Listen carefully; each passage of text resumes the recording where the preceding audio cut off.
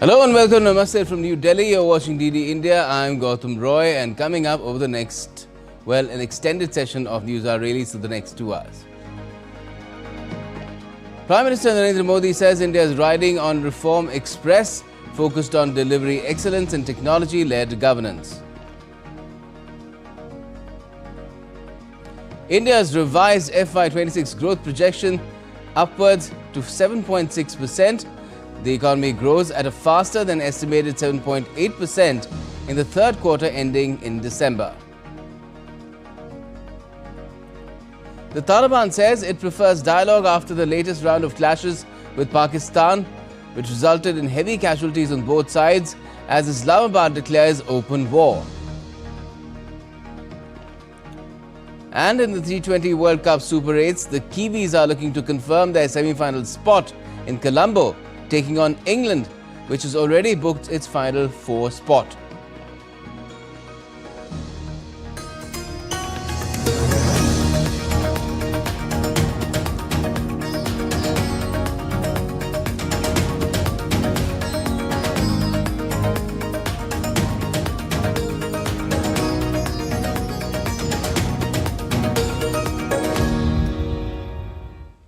Well, tensions between Pakistan and Afghanistan have sharply escalated, with both the sides exchanging airstrikes and retaliatory attacks along the border.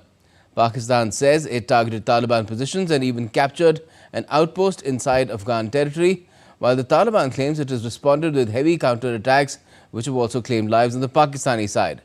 Well, civilians are among those caught in the crossfire, and fears are growing that the situation could spiral further out of control. Here's more in this report.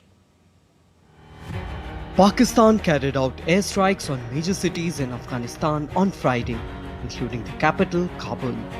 Pakistan has claimed to have captured an outpost inside Afghanistan's border. Its military spokesperson claimed that airstrikes hit 22 Afghan army targets, killing 274 Taliban officials and militants. In response, the Taliban launched retaliatory attacks on Pakistani military positions. Images from the Afghanistan-Pakistan border show Taliban fighters loading rocket launchers onto vehicles. The latest round of armed clashes came after Pakistan targeted Taliban government locations in Kabul, Kandahar and Paktia. Dear compatriots, in response to the recent airstrikes carried out by Pakistani forces in Nangarhar and Paktia, heavy attacks have begun tonight around 8 p.m. from Nangarhar and Kunar provinces. Both sides claim they have inflicted heavy losses, but each is reporting very different numbers. Pakistan's defense minister has described the situation as open war. This hospital in Nangarhar near Afghanistan's eastern border with Pakistan is now filled with wounded civilians. We were breaking our fast in the tent. When the fighting started, heavy weapons were used. Something fell near our tent. My wife's hand was badly injured and my nephew was also injured. Both are now in the hospital in critical condition. Relations between Pakistan and Afghanistan have been deteriorating for months. Border crossings have mostly remained closed since deadly clashes in October that killed more than 70 people on both sides. Pakistan accuses Afghanistan of allowing militant groups to operate from its territory and carry out attacks inside Pakistan. The Taliban government denies these allegations. Many of the attacks in Pakistan have been claimed by Tehreek-e-Taliban Pakistan or TTP, a militant group that has increased its operations since the Taliban returned to power in Afghanistan in 2021. Several rounds of talks between Afghanistan and Kabul have failed to produce a lasting ceasefire. Even after the latest clashes, Taliban spokesperson Zabihullah Mujahid told reporters that Kabul wants to resolve its latest conflict with Pakistan through dialogue. Iran, which borders both countries, has now offered to mediate and help ease tensions. Saudi Arabia, Turkey and China have also made efforts to bring down tensions. With airstrikes and retaliation on both sides, the conflict between Pakistan and Afghanistan shows no signs of easing anytime soon. Abhishek Bose for DD India. Now let's get you more on this tenuous situation in India's neighborhood. Joining me now is DD India's Jessica Taneja. Hi Jessica, when the Taliban returned to power in Afghanistan in 2021, Pakistan was pleased as punch. Why have relations soured so much so soon? You'd recall, Gautam, in 2021, when the former Foreign Minister of Pakistan, Shah Mahmood Qureshi, had landed in Kabul and met with his Talibani counterparts who were now at the helm of affairs, things were very different. The security situation was very different. Pakistan had not factored in that this would be the same Taliban they couldn't rely for taking care of the activities of the TTP that has been creating absolute menace for Pakistan security agencies, not just cross-border posts. So a lot has changed since then because of Pakistan's allegation where they say that the Taliban regime at the helm of affairs right now is unable to take control, and sometimes they even accuse the Taliban of enabling those and giving safe havens to those affiliated with the Taliban Pakistan. And with these attacks that have continued, it's escalated over the years. You'd recall when the elections were taking place in Pakistan, even then the reports of twin blasts that we saw, and then after that as well, there were a couple of more attacks in the recent past. A lot of security officials, Pakistan security officials, have been targeted along the Durand line, and recent attacks that we've seen in Khyber Pakhtunkhwa region and also Balochistan all have now come to a boiling point to the extent that you hear the current minister say that it's an open war if these things don't get under control. So current situation remains grim at this point with escalations we've seen in the recent past from both the sides. But for now, there are different claims from each of them in terms of the casualties.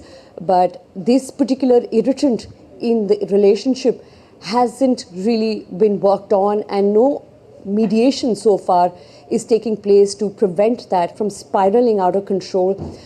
Because of the kind of violence that we're witnessing, there were aircrafts and jets visible in Kabul airspace just early in the morning, and more reports emerging. But of course, there are claims and counterclaims right now. It's information warfare.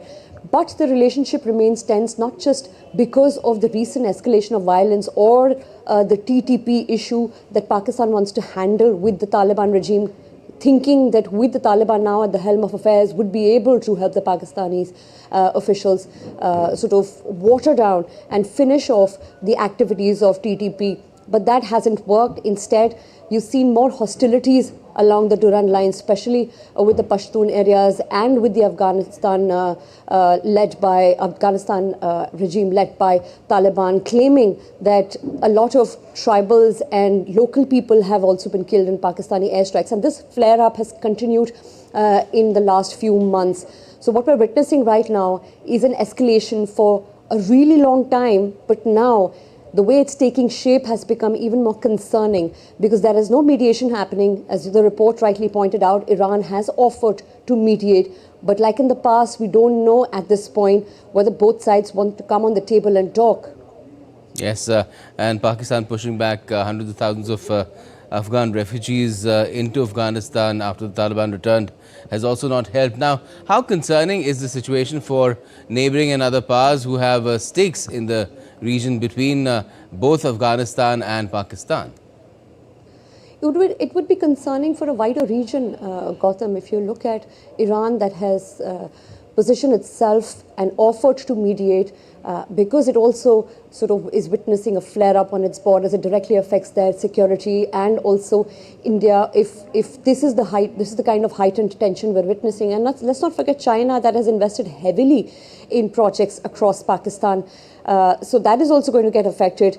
And if this particularly spirals out of control, it is, of course, a massive security concern for the region. So that kind of uncertainty is what everyone wants to avoid. Trade routes are already quite affected, which they were in the past as well, and with minimal aid and food going in, with Pakistan in the recent past not just controlling land borders. Remember, Afghanistan is a landlocked country, and it has a few transit borders with Pakistan and Iran and certain Central Asian countries.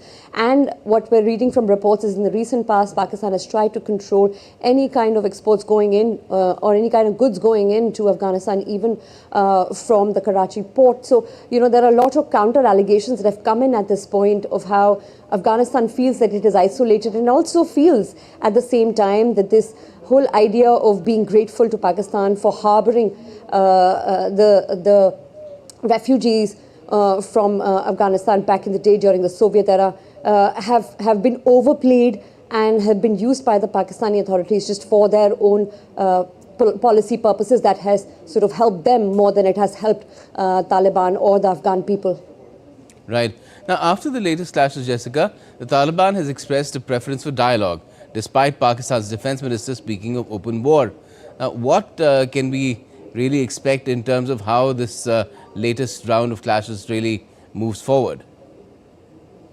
Well, that I think will sort of give us a direction in, it's actually quite difficult to determine of how this would go, because there are no possible offers apart from Iran for mediation of talks, Saudi Arabia at this point as well. Pardon me. So in that sense, I think while the Afghanistan side or the Taliban side wants to go ahead with talks and solve this through dialogue and diplomacy, that doesn't seem to be the case with Pakistan, because for Pakistan, with the death and with the killing of so many of especially their security forces, it's not going down well, and it's also a matter of prestige, and also an issue where a lot of their forces are being called in to the effect where these strikes continue, and their claims and counterclaims. So with that chaotic information warfare as well, it's become quite difficult to sit down for talks, at least at this point. Well, one will only hope that this culminates into some form of dialogue and ends there. But as is the case with many of the conflicts in the recent past, dialogue and diplomacy are not the preferred mechanism. While one may ask for it, the other, of course, would have options wider open. And there's a lot of speculation around Bagram as well, Jessica. To what extent could, the American aspirations, we've heard Donald Trump talk about it and also put stuff out on Truth Socials, which sounded very similar to the kind of threats that he issues to Iran as well. That is going to be very bad back in 2025 in September. But do you feel that there is any merit to the speculation that somehow Bagram is at the core of these clashes as well? Well, I wouldn't pin it there. I think there are multiple issues that Pakistan and the Taliban-led Afghanistan would have to sit down and sort of resolve and think of, and how they want to go ahead, especially given that the particular sticking point here is that the Taliban-led Afghan government is giving safe haven to TTP separatist and leaders, which has not been acceptable since they've given the kind of violence there. So it's pretty much been focused on that. While yes, Donald Trump has said that the American taxpayer money was spent in building that particular airbase, but they do, of course, would go into talks and negotiations, but nothing so far linked to what we're seeing in the recent flare-up, Gautam. All right, Jessica, let's leave it there for the moment and see how things shape up. Thanks a lot for joining us from the newsroom there. And there you have it. We'll be talking about this later as well with an expert guest a little later on after 9 p.m. But for the moment, keep watching DD India for all the latest. We have lots more in store for you.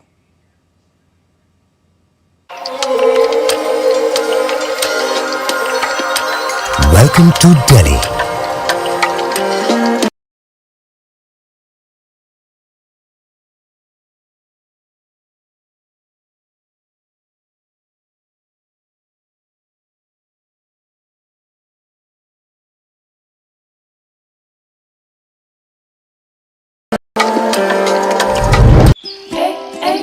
One of India's newest states, one of India's oldest lands.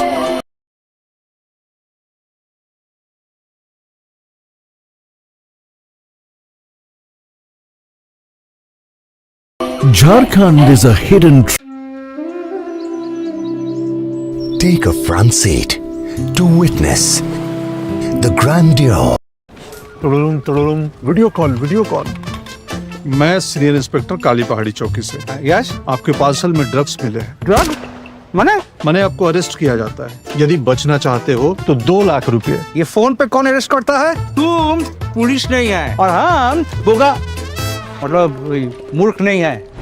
UPI कहता है अगर कोई नकली police बन के आपको भी call करे और डराए तो कहो मैं मूर्ख नहीं।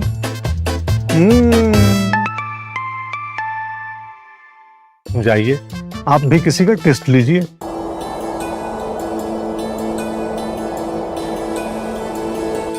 घर फिरदौस बर्रुएज।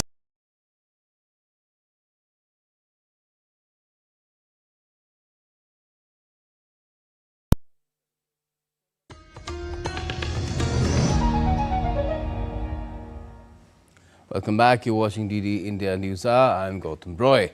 Now, India has unveiled a major overhaul of its economic measurement framework. The way GDP, CPI and IIP are calculated has all been revised, with new base years introduced to better reflect today's realities. GDP and IIP will now be benchmarked to 2022-23, while CPI, that is a consumer price index, shifts to 2024. This marks the 9th revision in India's national accounts. India's Q3 GDP shows 7.8% real growth, 8.9% nominal rise under the new series, reflecting broad-based expansion. Here's our report. India has revised the way it calculates GDP, CPI and IIP. The new base year for GDP and IIP is 2022-2023, while CPI shifts to 2024. The revised GDP series adopts double deflation, which separately adjusts input and output prices to measure real value added more accurately. It also uses supply and use tables to balance production and consumption data, and the proportional Denton method to align quarterly GDP with annual totals without artificial jumps. Data sources are being expanded. Household consumption, expenditure surveys, labor force surveys, and enterprise surveys will feed into the new weights. Administrative records like GST filings, vehicle registrations, and petroleum sector data will be integrated to capture real-time activity. The base year shift from 2011-2012 to 2022-23 reflects new industries like digital services, renewable energy, and gig work. Earlier, wholesale price indices dominated. Now, a wide basket of consumer and producer prices will be used. Informal and gig economies will be better represented. Food subsidies will be treated as transfers in kind, not product subsidies. Net GST collections, including cess, will replace gross GST. You would see that in all the 3 years, last 3 years, the growth rate, real growth has been over 7%. And the nominal growth rate over the last 3 years is averaging above 9%. And that's very important because these are the numbers when we talk of achieving Viksit Bharat 2047. The numbers being talked about are between 7 to 8% real growth rates and between 9 to 10% of nominal growth rates. According to the new GDP series with base year 2022-23, India's economy is projected to maintain strong momentum in Q3 of FY 2025-26. Real GDP at constant prices is estimated at 84.54 lakh crore rupees, reflecting a year-on-year growth of 7.8% compared to 78.41 lakh crore rupees in Q3 of FY 2024-25. At current prices, nominal GDP is projected to reach 90.91 lakh crore rupees, marking an 8.9% increase from 83.46 lakh crore rupees in the same quarter of the previous year. Similarly, real gross value added, GVA, is expected to rise to 77.38 lakh crore rupees, showing a 7.8% growth, while nominal GVA is projected at 82.58 lakh crore rupees, up 8.2% from last year's 76.35 lakh crore rupees. Subsequent to the economic survey and the budget presentation, we also have had the framework agreement with the United States arrived at, etc. And therefore, we are increasing our GDP growth outlook for FY27 from 6.8 to 7.2 previously to between 7 and 7.4% under the new series. We are actually, at the moment, we feel that the risk is on the upside in this range. That is, the economy is more likely to achieve a number closer to 7.4% rather than 7%, of course. The figures highlight a broad-based expansion across sectors, underscoring sustained economic resilience under the revised National Accounts Framework. The new methodology, the ninth in the series of revisions, ensures India's growth story is measured against today's realities, giving policymakers and businesses sharper insights into the economy's true prospects. Bureau Report, DD India. And earlier on Friday, Prime Minister Narendra Modi underlined the importance of technology reforms and financial innovation in shaping India's future. Speaking at the first post-budget webinar of the 26-27 series, the Prime Minister laid out his vision for a Viksit Bharat by 2047. DD India's Rahul Upadhyay brings us more. Prime Minister Narendra Modi has said that the country is riding on the reform express with government simplifying processes, improved ease of doing business and expanding technology-led governance. He emphasized that the focus must not be limited to policy intent only, but also on delivery excellence to maintain this momentum. Addressing a post-budget webinar on technology reforms and finance for Viksit Bharat through video conferencing, PM Modi said reforms should be evaluated not by announcements but by their impact on the ground. इस momentum को बनाए रखने के लिए हमें ना केवल policy intent पर ध्यान देना है, बल्कि डिलीवरी एक्सीलेंस पर भी फोकस करना है। रिफॉर्म्स का मूल्यांकन घोषणा से नहीं, बल्कि जमीनी स्तर पर उनके प्रभाव से होना चाहिए। Emphasizing that the national budget is not just a trading document but a long-term policy roadmap, PM Modi called for collective effort to realize the goal of a developed India by 2047. He highlighted India's extraordinary resilience over the decades, stressing that progress has been driven by conviction-led reforms, not by chance. पिछले एक दशक में भारत ने असाधारण resilience दिखाई है और ये संयोग से नहीं आई है। हमारी रेजिलियंस कन्विक्शन ड्रिवन रिफॉर्म्स की देन है। हमने प्रोसेसेस को सरल किया है, ईज ऑफ डूइंग बिजनेस को बेहतर बनाया है, टेक्नोलॉजी लेड गवर्नेंस का विस्तार किया है, इंस्टीट्यूशंस को मजबूत किया है और आज भी ये देश रिफॉर्म एक्सप्रेस पर सवार है। The Prime Minister said the effectiveness of the budget must be measured through tangible outcomes, expanding infrastructure, simplifying credit flow, improving ease of doing business, and ensuring transparency in governance. He added that these reforms should make citizens' lives easier while creating new opportunities. With technology and finance at the core of reforms, the Prime Minister's message sets the tone for India's journey towards becoming a developed nation in the next 2 decades. Rahul Upadhyay's report for DD India. Canada's Prime Minister Mark Carney arrived in Mumbai on Friday at the start of his 4-day visit to India. He is meeting business leaders in Mumbai, and then the Canadian Prime Minister will fly to New Delhi on the 1st of next month, where he'll meet Prime Minister Modi there on the 2nd. He'll also meet External Affairs Minister Dr. S. Jaishankar and address the India-Canada CEO Forum in the national capital before returning to Ottawa.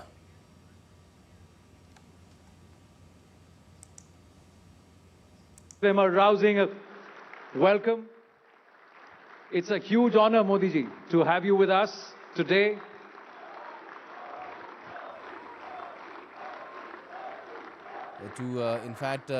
To speak at the summit of Network 18. Sir, ये spontaneous है.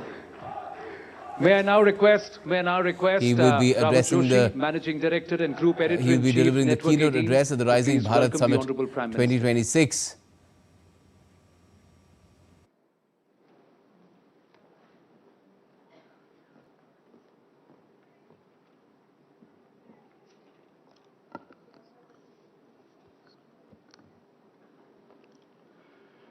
Honorable Prime Minister Shri Narendra Modi, ladies and gentlemen, when I look back at the year gone by, I am reminded of this powerful line by Gurudev Rabindranath Tagore, where the mind is without fear and the head is held high. If Pahalgam was a barbaric, cowardly, dastardly act of terror, Operation Sindoor was a fitting, retaliatory act of bravery, courage and conviction. We struck at the heart of Pakistan, invoking fear and calling their nuclear bluff.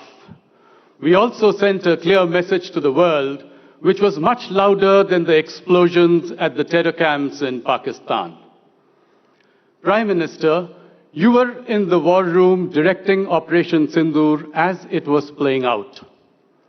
जो उचित समझा वही आपने किया और पाकिस्तान ने चंद दिनों में घुटने टेक दिए.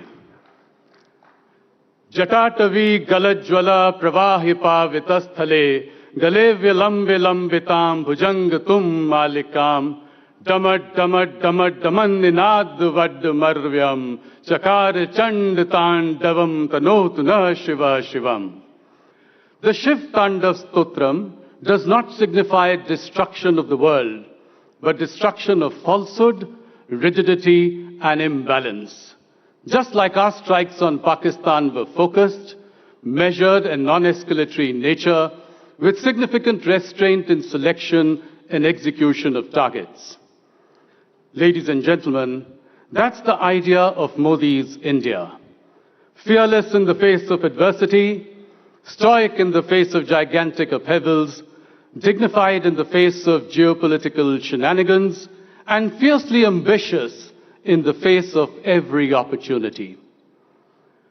Prime Minister, your historic visit to Israel, from where you returned this morning at 2 a.m., is a good example.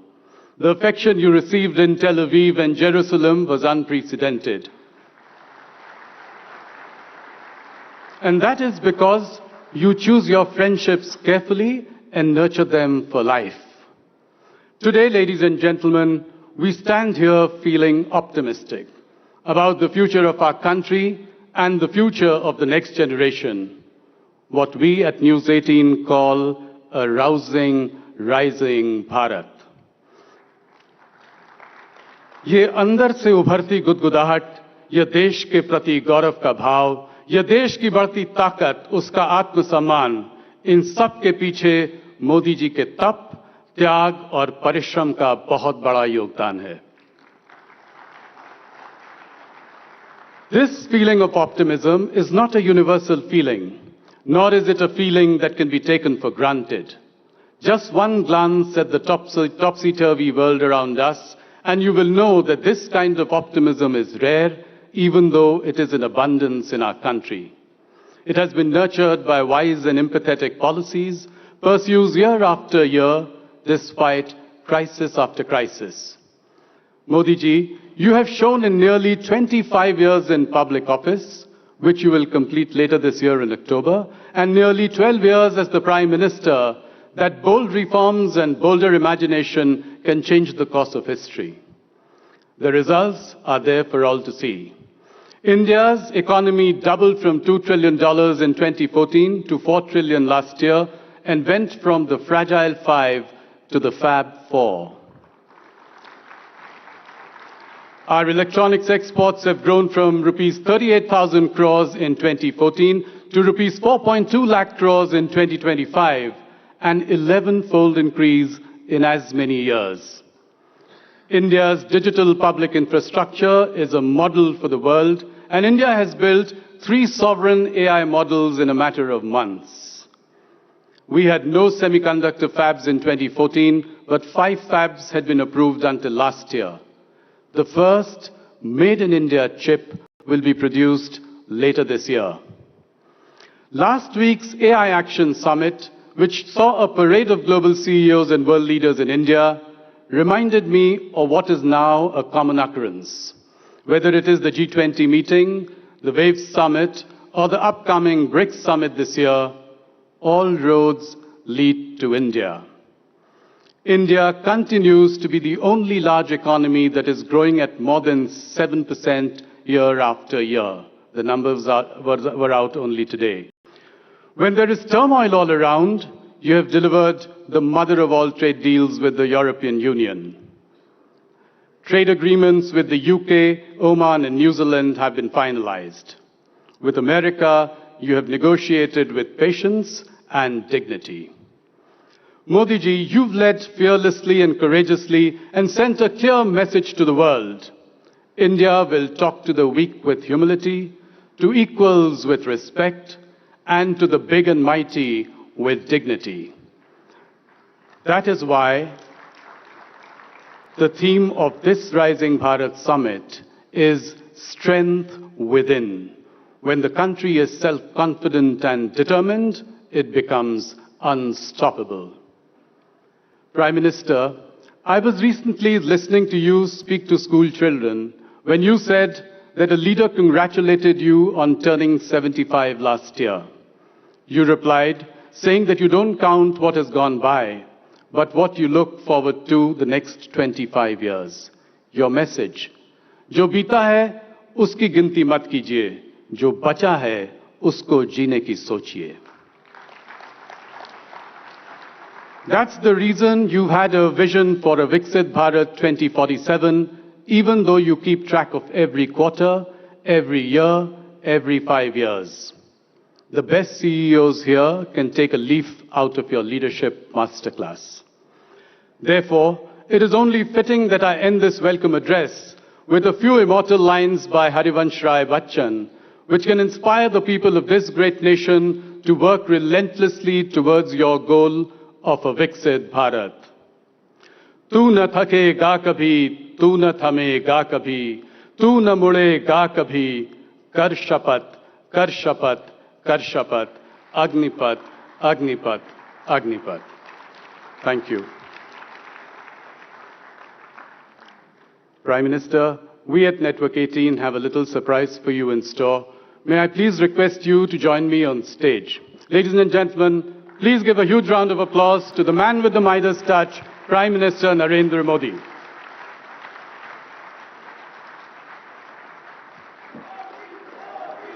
प्रधानमंत्री जी, हमारी टीम ने आपके लिए एक खास गिफ्ट तैयार किया है. I'm going to request the team to please come up. Brajesh जी, रश्मि, सौम्यदीप, नदीम, त्रिपर्णा, उत्पल, अलंकार, शांतनु, इन सब ने मिलकर आपके 75वीं सालगिरह के लिए कुछ खास किया था. प्रधानमंत्री जी देखिए.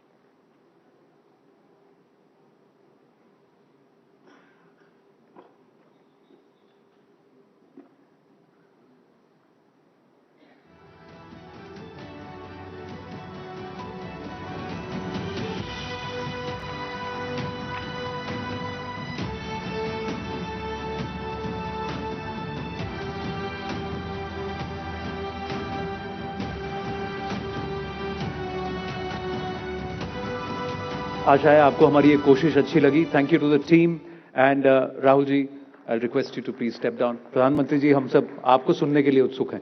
प्लीज.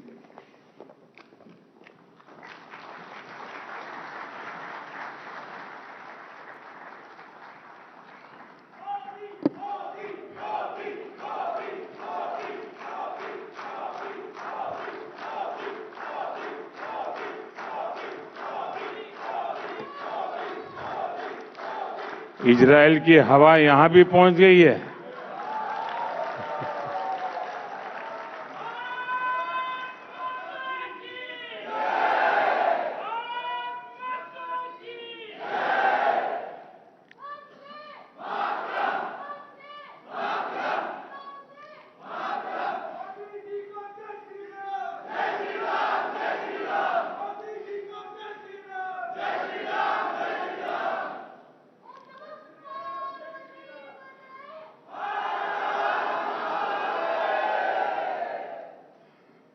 नमस्कार।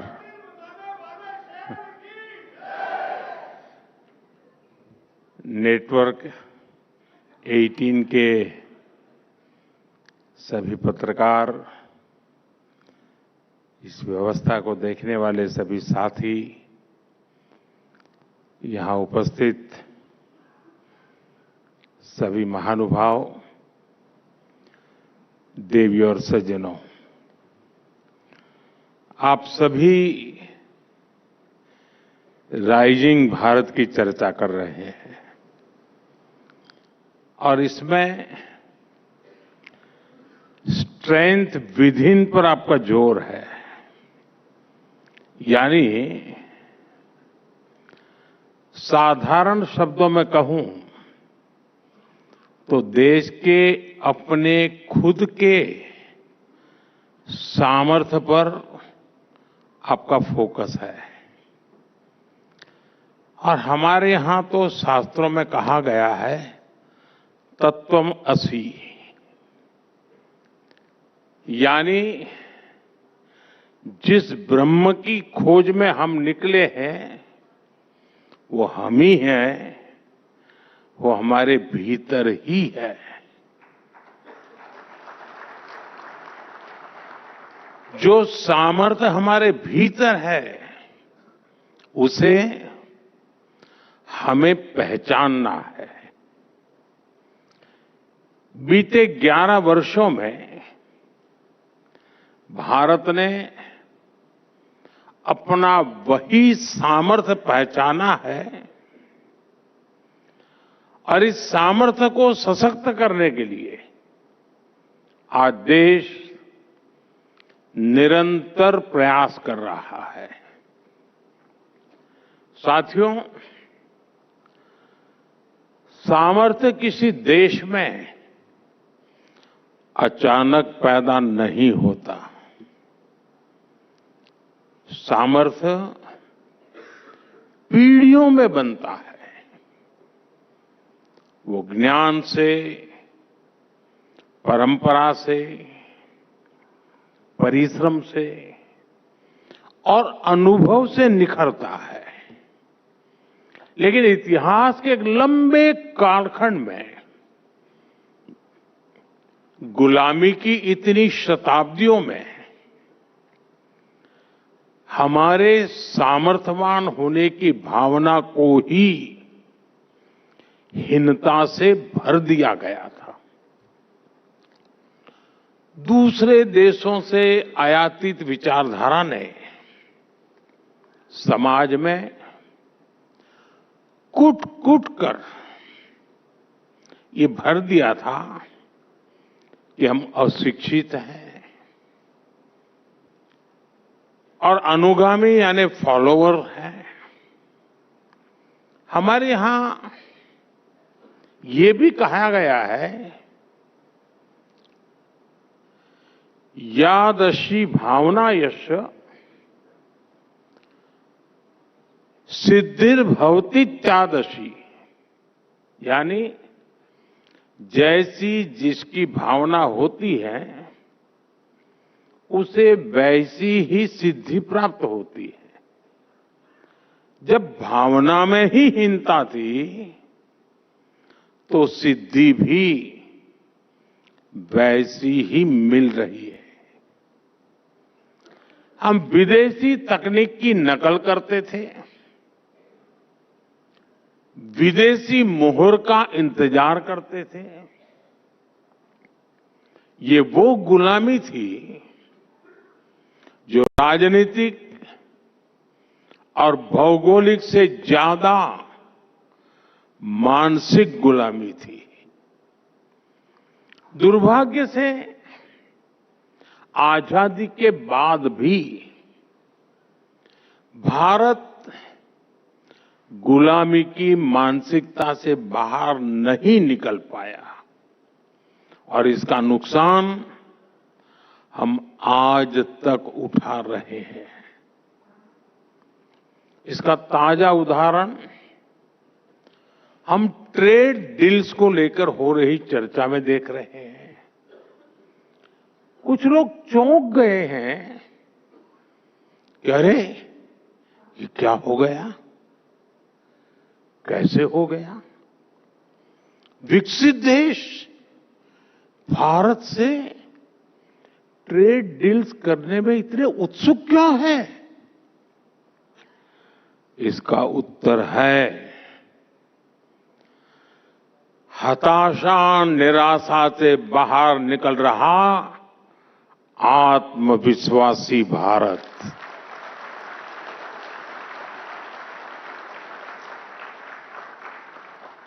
अगर देश आज भी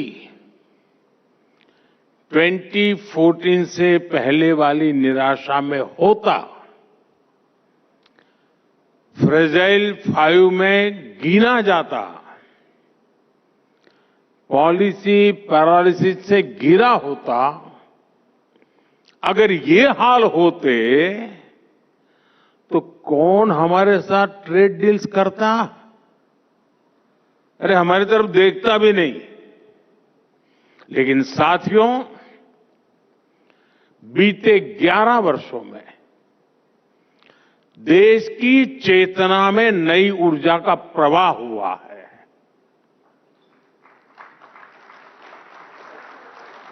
भारत अब अपने खोए हुए सामर्थ्य को वापस पाने का प्रयास कर रहा है। एक समय में जब भारत का वैश्विक अर्थव्यवस्था में सबसे ज्यादा दबदबा था, तो हमारा क्या सामर्थ्य था? भारत की मैन्युफैक्चरिंग, भारत की प्रोडक्ट्स की क्वालिटी, भारत की अर्थनीति। अब आज का भारत फिर से इन बातों पर फोकस कर रहा है। इसलिए हमने मैन्युफैक्चरिंग पर काम किया, हमने मेक इन इंडिया पर बल दिया, हमने अपनी बैंकिंग सिस्टम को सशक्त किया, महंगाई जो डबल डिजिट की दर से भाग रही थी उसको कंट्रोल किया और भारत को दुनिया का ग्रोथ इंजन बनाया।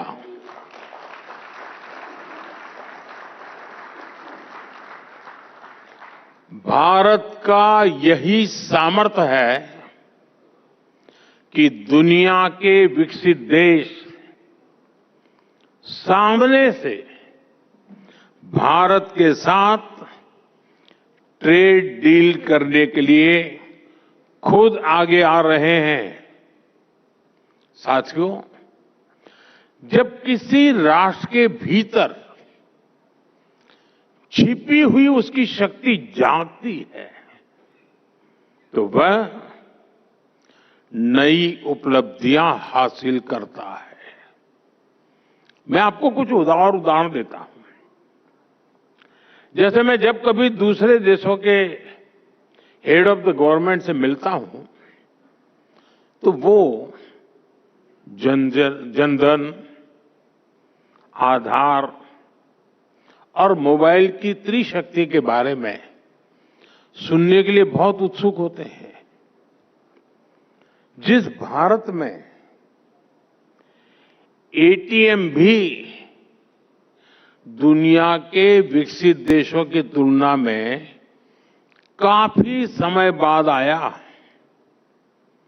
उस भारत ने डिजिटल पेमेंट सिस्टम में ग्लोबल लीडरशिप कैसे हासिल कर ली, जहां पर सरकारी मदद की लीकेज को कड़वा सच मान लिया गया था। वो भारत डीबीटी के जरिए 24 लाख करोड़ रुपए यानी 24 ट्रिलियन रुपीज कैसे लाभार्थियों को भेज पा रहा है। भारत का डिजिटल पब्लिक इंफ्रास्ट्रक्चर आज पूरे विश्व के लिए चर्चा का विषय बन चुका है।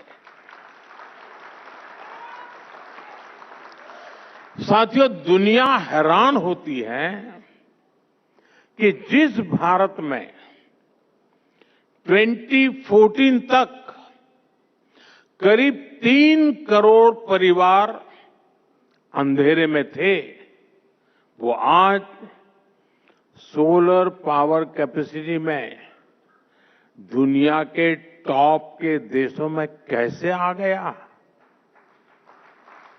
जिस भारत के शहरों में पब्लिक ट्रांसपोर्ट सुधरने की कोई उम्मीद न थी, वो भारत आज दुनिया का तीसरा बड़ा मेट्रो नेटवर्क वाला देश कैसे बन गया। जिस भारत के रेलवे की पहचान सिर्फ लेट लतीफी और धीमी रफ्तार से होती थी, वहां वंदे भारत, नमो भारत ऐसी सेमी हाई स्पीड कनेक्टिविटी कैसे संभव हो पा रही है। साथियों, एक समय था जब भारत नई टेक्नोलॉजी का सिर्फ और सिर्फ कंज्यूमर था। आज भारत नई टेक्नोलॉजी का निर्माता भी है और नए मानक भी स्थापित कर रहा है। और ऐसा इसलिए हुआ है क्योंकि हमने अपने सामर्थ्य को पहचाना है।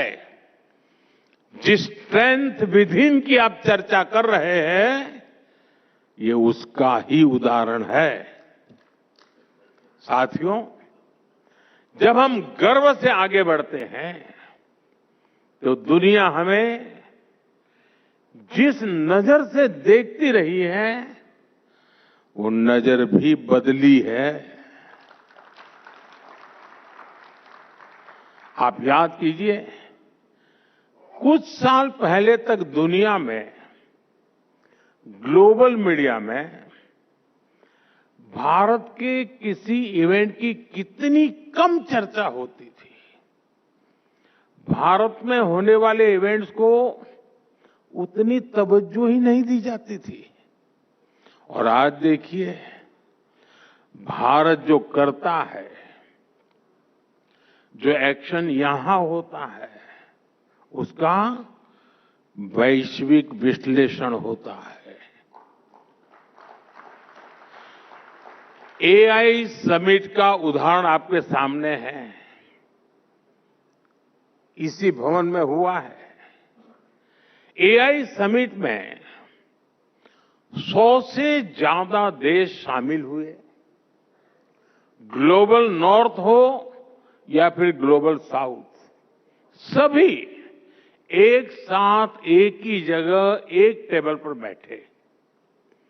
दुनिया के बड़े बड़े कॉरपोरेशंस हो या फिर छोटे छोटे स्टार्टअप, सभी एक साथ जुटे।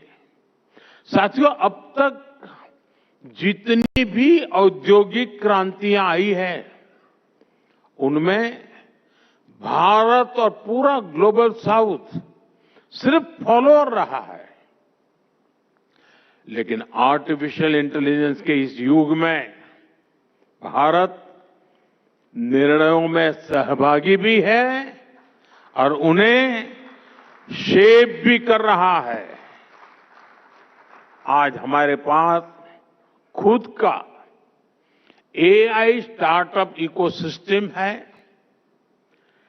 डेटा सेंटर में निवेश करने की ताकत है और एआई डेटा को स्टोर करने के लिए, प्रोसेस करने के लिए जिस पावर की सबसे ज्यादा जरूरत है, उस पर भी भारत तेजी से काम कर रहा है। हमने न्यूक्लियर पावर सेक्टर में जो रिफॉर्म किया है, वो भी भारत के एआई इकोसिस्टम को मजबूती देने में मदद करेगा। साथियों, एआई समिट का आयोजन पूरे भारत के लिए गौरव का पल था। लेकिन दुर्भाग्य से देश की सबसे पुरानी पार्टी ने देश के इस उत्सव को मैला करने का प्रयास किया। विदेशी अतिथियों के सामने कांग्रेस ने सिर्फ कपड़े नहीं उतारे, बल्कि इसने कांग्रेस के वैचारिक दिवालियेपन को भी एक्सपोज कर दिया है। जब नाकामी की निराशा, हताशा मन में हो और अहंकार सिर चढ़कर बोलता हो, तब देश को बदनाम करने की ऐसी सोच सामने आती है। जाहिर है, कांग्रेस की इस हरकत से देश में गुस्सा है। इसलिए इन्होंने अपने पाप को सही ठहराने के लिए महात्मा गांधी जी को आगे कर दिया। कांग्रेस हर बार ऐसा ही करती है। जब अपने पाप को छुपाना हो तो कांग्रेस बापू को आगे कर देती है, और जब अपना गौरवगान करना हो तो एक ही परिवार को सारा क्रेडिट दे देती है। साथियों, कांग्रेस अब विचारधारा के नाम पर केवल विरोध की टूलकिट बनकर रह गई है, और ये अंध विरोध की मानसिकता इतनी बढ़ गई है कि देश को हर मंच, हर प्लेटफॉर्म पर नीचा दिखाने से नहीं चूकते। देश कुछ भी अच्छा करे, देश के लिए कुछ भी शुभ हो रहा हो, कांग्रेस को विरोध ही करना है। साथियों, मेरे पास एक लंबी सूची है। देश की संसद की नई इमारत बनी, उसका विरोध। संसद के ऊपर अशोक स्तंभ के शेरों का विरोध। अब जिनके बब्बर शेर सामान्य नागरिकों के जूते खा करके भाग रहे थे,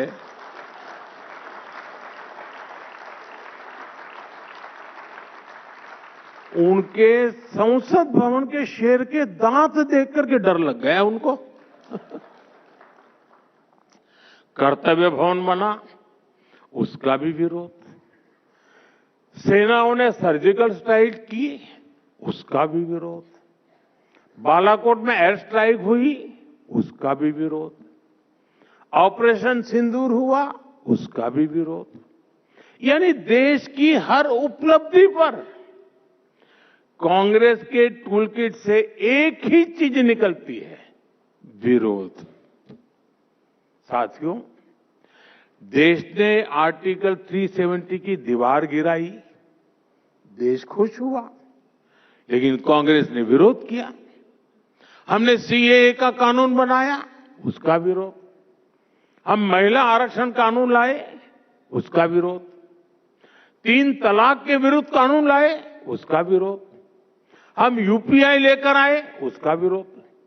स्वच्छ भारत अभियान लेकर आए, उसका विरोध। देश ने कोरोना वैक्सीन बनाई, तो उसका भी विरोध। साथियों, लोकतंत्र में विपक्ष का मतलब सिर्फ अंध विरोध नहीं होता। डेमोक्रेसी में विपक्ष का मतलब वैकल्पिक विजन होता है। इसलिए देश की प्रबुद्ध जनता कांग्रेस को सबक सिखा रही है, आज से नहीं, बीते 4 दशकों से लगातार ये काम देश की जनता कर रही है।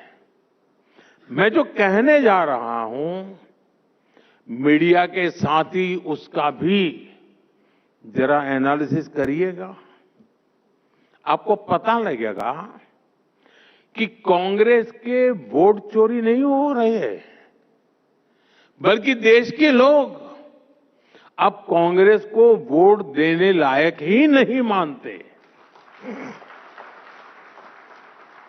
और इसकी शुरुआत 1984 के बाद ही होनी शुरू हो गई थी। 1984 में कांग्रेस को 39% वोट मिले थे और 400 से अधिक सीटें मिली थी।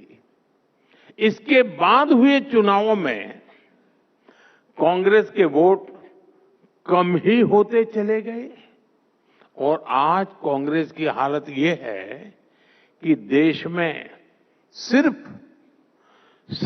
4 राज्य ऐसे बचे हैं जहां कांग्रेस के पास 50 से ज्यादा विधायक है। बीते 40 वर्षों में युवा वोटर्स की संख्या बढ़ती गई और कांग्रेस साफ होती गई। कांग्रेस परिवार की गुलामी में डूबे लोगों का एक क्लब बनकर रह गई है। इसलिए पहले मिलेनियल्स ने कांग्रेस को सबक सिखाया और अब जेन जी भी तैयार बैठी है। साथियों, कांग्रेस और उसके साथियों की सोच इतनी छोटी है कि उन्होंने दूरदृष्टि से काम करने का भी गुनाह बना दिया है। आज जब हम विकसित भारत 2047 की बात करते हैं तो कुछ लोग पूछते हैं, इतनी दूर की बात अभी क्यों कर रहे हो? कुछ लोग ये भी कहते हैं कि तब तक मोदी जिंदा थोड़ी रहेगा। सच्चाई ये है कि राष्ट्र निर्माण कभी भी तत्कालिक सोच से नहीं होता।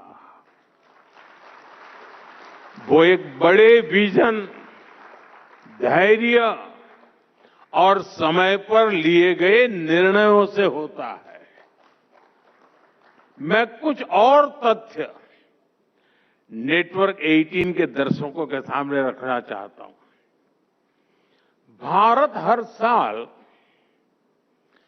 विदेशी समुद्री जहाजों से माल ढुलाई पर 6 लाख करोड़ रुपए से अधिक खर्च करता है किराए पर।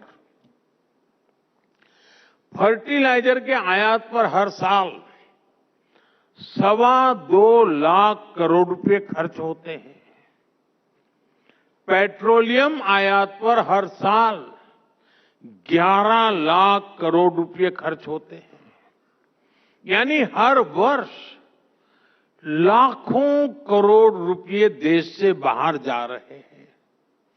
अगर यही निवेश 20-25 वर्ष पहले आत्मनिर्भरता की दिशा में किया गया होता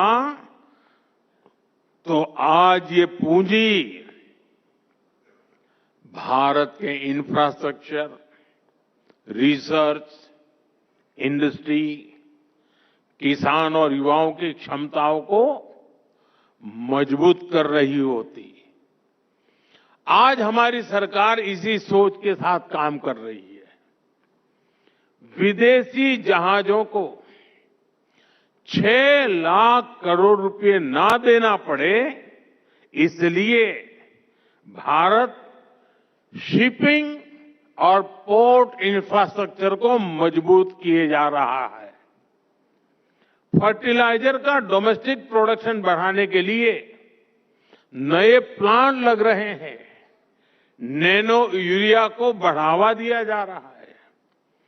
पेट्रोलियम पर निर्भरता कम करने के लिए ethanol blending, green hydrogen mission, solar और इलेक्ट्रिक मोबिलिटी की प्राथमिकता दी जा रही है। और साथियों, हमें भविष्य की ओर देखते हुए भी आज ही निर्णय लेने हैं। इसलिए आज भारत में सेमीकंडक्टर इकोसिस्टम का निर्माण हो रहा है। रक्षा उत्पादन में, मोबाइल मैन्युफैक्चरिंग में, ड्रोन टेक्नोलॉजी में, क्रिटिकल मिनरल सेक्टर में और उसमें निवेश आने वाले दशकों की आर्थिक सुरक्षा की नींव है। 2047 का लक्ष्य कोई राजनीतिक नारा नहीं है। यह उस ऐतिहासिक भूल को सुधारने का संकल्प भी है जहां कांग्रेस की सरकारों के समय कई क्षेत्रों में समय रहते निवेश नहीं किया। आज अगर हम खुद स्वदेशी जहाज, स्वदेशी शिप बनाएंगे, खुद एनर्जी का प्रोडक्शन करेंगे, खुद नई टेक्नोलॉजी डेवलप करेंगे, तो आने वाली पीढ़ियां इंपोर्ट की बोझ की नहीं, एक्सपोर्ट की क्षमता पर चर्चा करेगी। राष्ट्र की प्रगति आज की सुविधा से नहीं, कल की तैयारी से तय होती है और दूरदृष्टि से की गई मेहनत ही 2047 के आत्मनिर्भर, सशक्त और समृद्ध भारत की आधारशिला है। और इसके लिए कांग्रेस अपने कितने ही कपड़े फाड़ ले, हम निरंतर काम करते रहेंगे। साथियों, राष्ट्र निर्माण की, नेशन बिल्डिंग की एक बहुत अहम शर्त होती है नेक नीयत की। कांग्रेस और उसके साथी दल इसमें भी फेल रहे हैं। कांग्रेस और उसके साथियों ने कभी नेक नियत के साथ काम नहीं किया। गरीब का दुख, उसकी तकलीफ से भी इन्हें कोई वास्ता नहीं है। जैसे बंगाल में आज तक आयुष्मान भारत योजना लागू नहीं हुई, अगर नेक नियत होती तो क्या गरीबों को 5 लाख रुपए तक का मुफ्त इलाज देने वाली इस योजना को बंगाल में रोका जाता क्या? नहीं। आप भी जानते हैं कि देश में पीएम आवास योजना के तहत गरीबों के लिए पक्के घर बनवाए जा रहे हैं। नेटवर्क 18 के दर्शकों को मैं एक और आंकड़ा देता हूं। तमिलनाडु के गरीब परिवारों के लिए करीब 9.5 लाख पक्के घर अलॉट किए गए हैं। 9.5 लाख। लेकिन इनमें से 3 लाख घरों का निर्माण अटक गया है। क्यों? क्योंकि डीएमके सरकार गरीबों के इन घरों के निर्माण में दिलचस्पी नहीं दिखा रही है। इसकी वजह क्या है?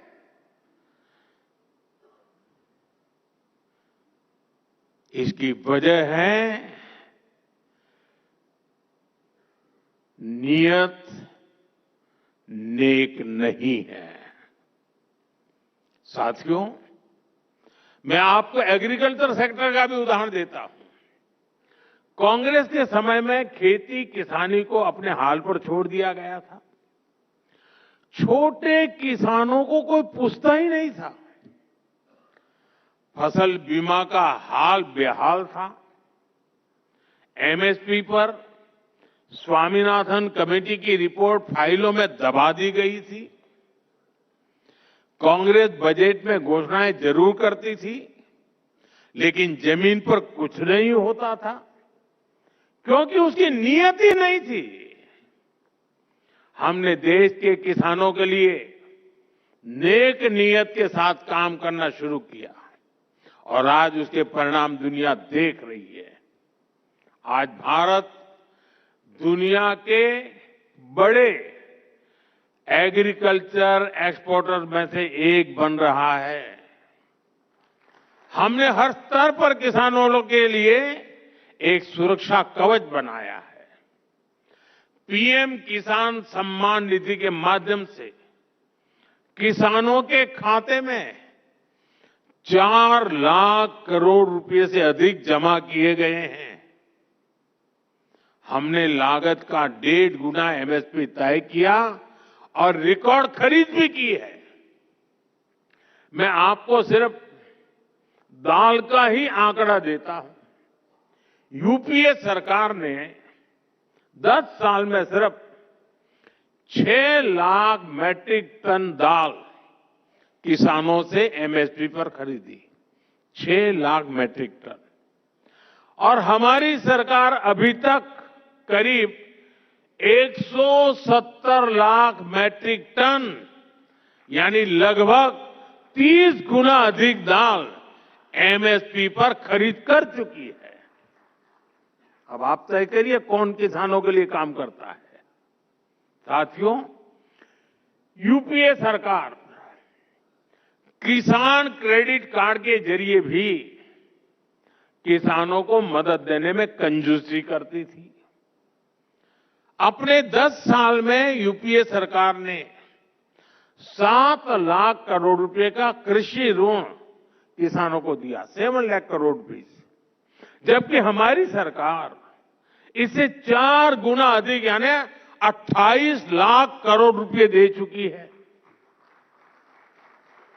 यूपीए सरकार के दौरान जहां सिर्फ 5 करोड़ किसानों को इसका लाभ मिलता था, आज ये संख्या 2 गुने से भी अधिक करीब 12 करोड़ किसानों को पहुंची है।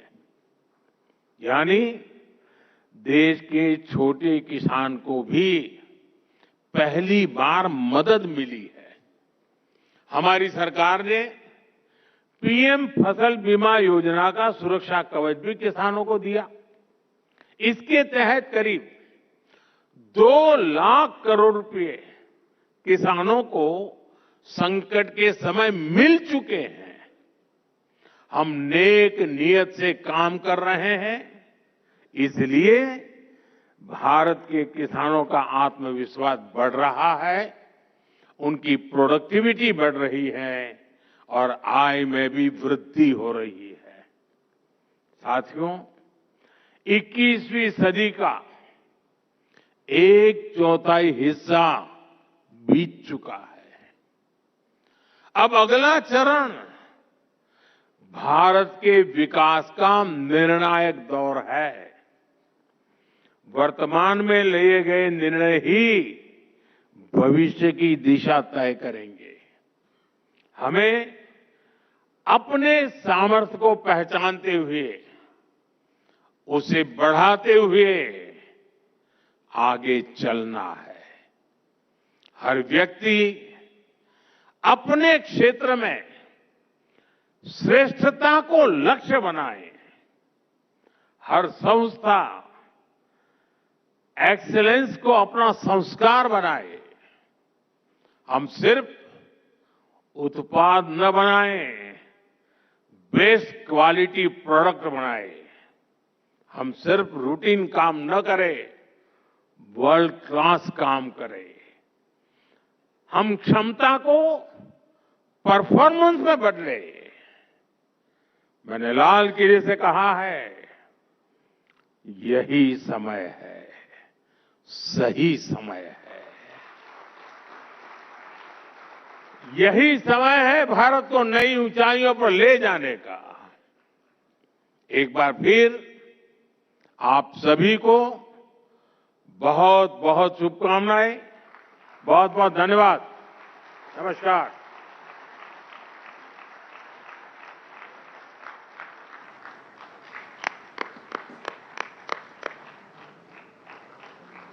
तुम्ही विद्या, तुम्ही धर्म, तुम्ही हृदय, तुम्ही मर्म. Sujalam Sufalam Mataram Vande Mataram. That's the नेक नियत Pradhan Mantri Narendra Modi has for Bharat.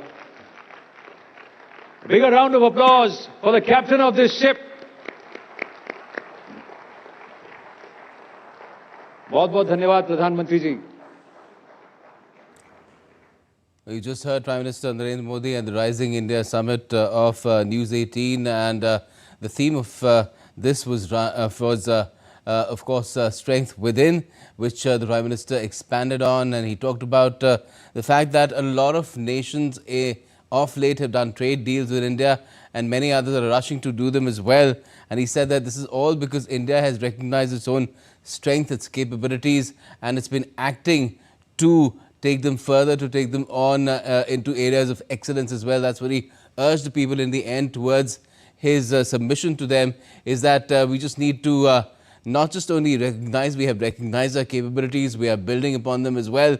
We are strengthening ourselves, and at the same time we have to convert it into performance, into excellence, and then show it to the world as well, which is already recognized that India is a power which is rising, which is performing as well. And he talked about, to a large extent, about criticizing the Congress for the kind of obstacle, an attitude of obstaclism that is the Congress has had. He talked about the recent AI Impact Summit as well, where he said the Congress had tried to besmirch it with their protests there, and said that it has a negative sort of perspective because it has not had good intent ever since. He gave a lot of examples of that. Let me go across to senior journalist Shekhar Iyer with that. Shekhar, the contrast that he drew from the years before the NDA came to power in 2014 and then thereafter was quite stark. Do you think that was a true representation of how India has been making progress in recent years?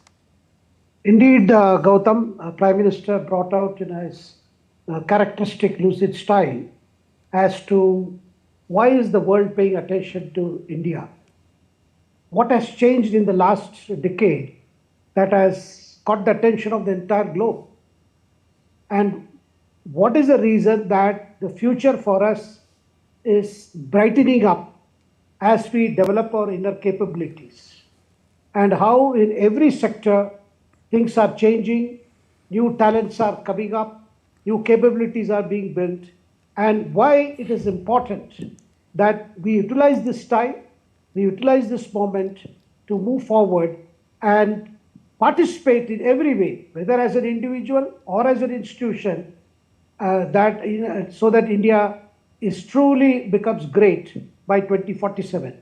And he also made it clear that his own drive for 2047 has nothing to do with his political view or with his political priorities or anything, because 2047 may be far away, because as opposition leaders have been making fun of it, saying, why you won't be around? And Prime Minister made it a point to refer to that, saying, look, if we have to if we have to leave behind this India far, far better, far, far developed, far, far strong in its capabilities, in its abilities, then we have to do today. We have to work on long-term vision. We have to work on long-term plans and not just keep postponing, and we must put an end to this adhoc approach, which was the hallmark of the previous government. So therefore, today, Prime Minister, in fact, he started with the famous Mahavakya from our Upanishads, Tattvam Vasi, that all that is, you don't have to look for outside. All your strength is within. All your capabilities are within. And that is how his government is moving ahead. Right. And he also harked back to the kind of period of colonial rule that India saw, and how that not only impacted its liberty and its economy, as it used to be at one time the largest contributor to global GDP, but it also impacted mindset. And he said that is something that again has been shed by the people of the country, which is why it has now been making progress. Do you feel that that is also something that is very, very essential in terms of pointing out that India has become self-reliant because of gaining or regaining its self-confidence as well. Absolutely, because it has been Prime Minister's, I would say, one-point program when it comes to, developing of the right mental attitude, which is to shed the mental inhibition which has been acquired over generations, that is of a mental, one could say, an inferiority complex as to our abilities, as to our skills, as to everything. And that's why he says that years of subjugation under foreign rule had left us with, in a state when we got independent, where we were not sure of our own capabilities. So the effort was to constantly look for validation from outside India. Therefore, all the foreign ideologies, foreign thought processes became something kind of a more sought after kind of thing.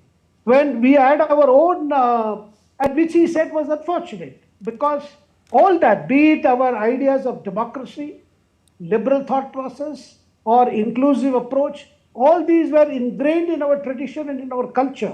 But we always look to abroad or to foreign for giving us the certificate. And that, unfortunately, he said that it took a long time for us to come out. So, and today, people who are still caught up in that mindset are unable to digest the fact that the rest of the world wants to have a trade pact with us. It is, and they keep coming with all conspiracy stories. This is compromise, that is compromise. But the truth is the other way around. The truth is, because they can see the potential of India, they can see where India is growing and where India is moving, and what it is achieving right away, and what achievements are in store in the future. That is what is forcing them to immediately go in for agreements or business deals that will be mutually beneficial. So in a way, he is answering the critics who have been, so skeptical, have been doomsday, soothsayers as to this trade deals that have been struck with more than 8 countries, and that including the agreement to have a deal between India and US. We had with the European Union, we had earlier with UK, we have done with Japan, we have done with South Korea, with so many countries, and these are all beneficial, mutually beneficial, agreements to develop our potential, to develop our manufacturing abilities, for our product development. There are so many things happening, but there are a section of people, there are a section of critics, for political reasons. They want to be trying to create a situation where it appears that India is not moving forward. That, he said, is unfortunate, but one thing is clear, he is determined, this government is determined, people are determined, they can even tear up the cloth, as he said, kuch bhi kar le, kapde phad le, but we are going to be at what we are doing now.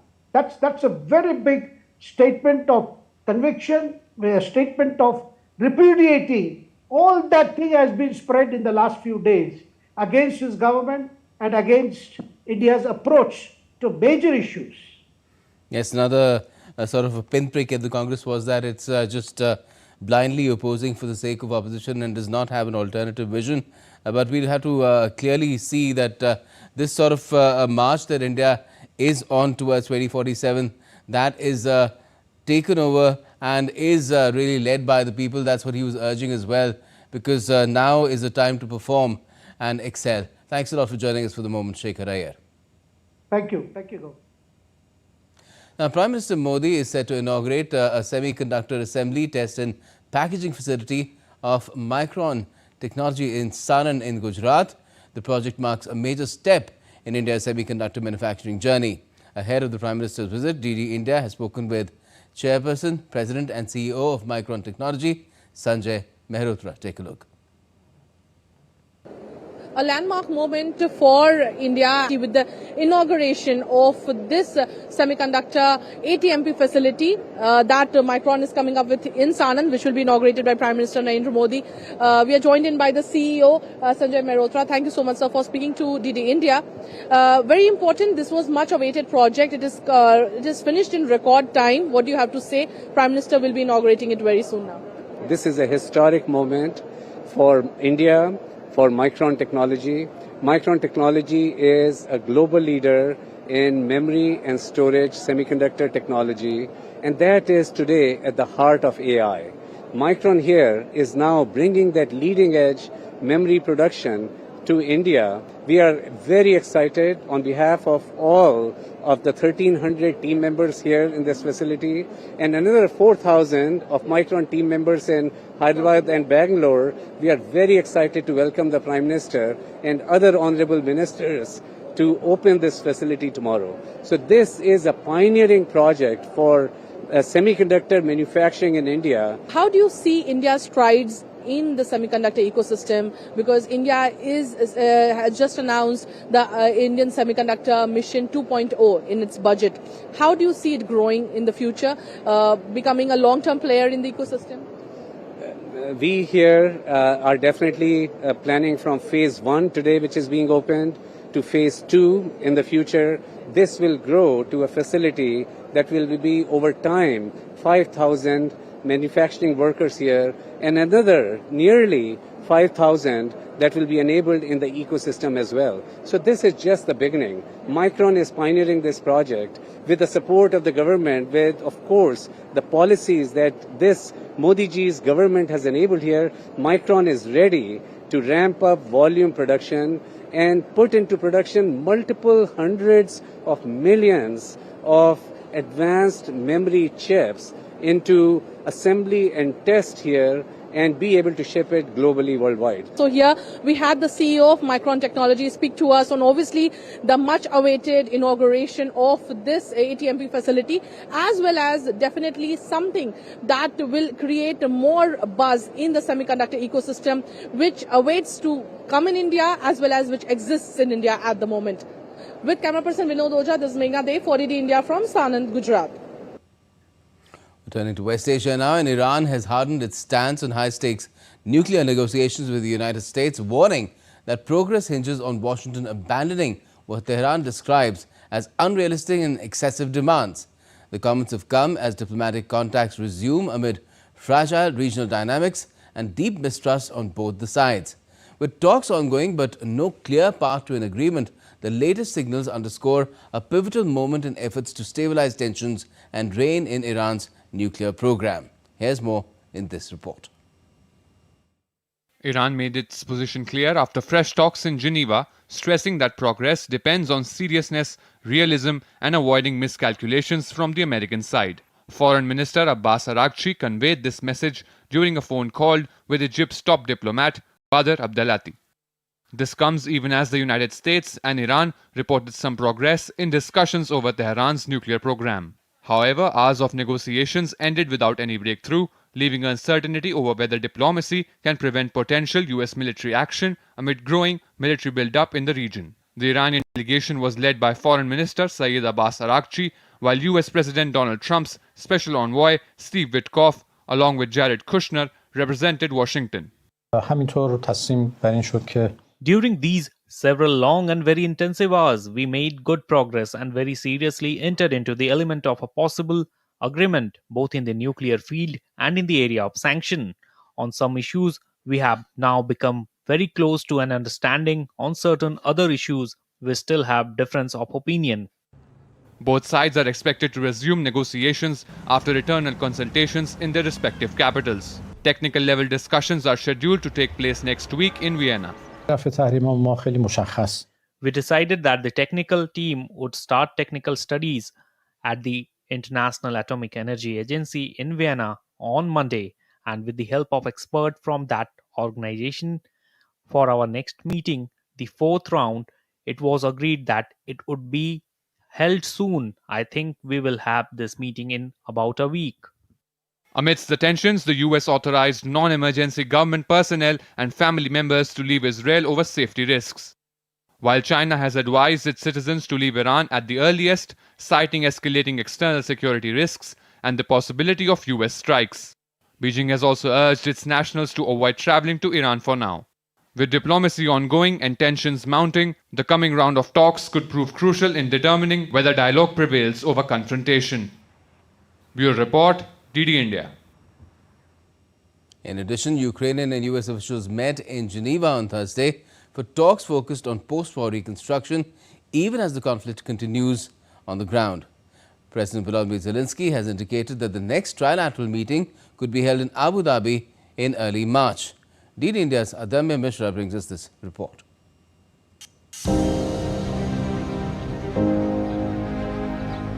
Ukrainian and US officials met in Switzerland's Geneva on Thursday for high-level talks on post-war reconstruction after Russia launched one of its largest aerial assaults in recent history.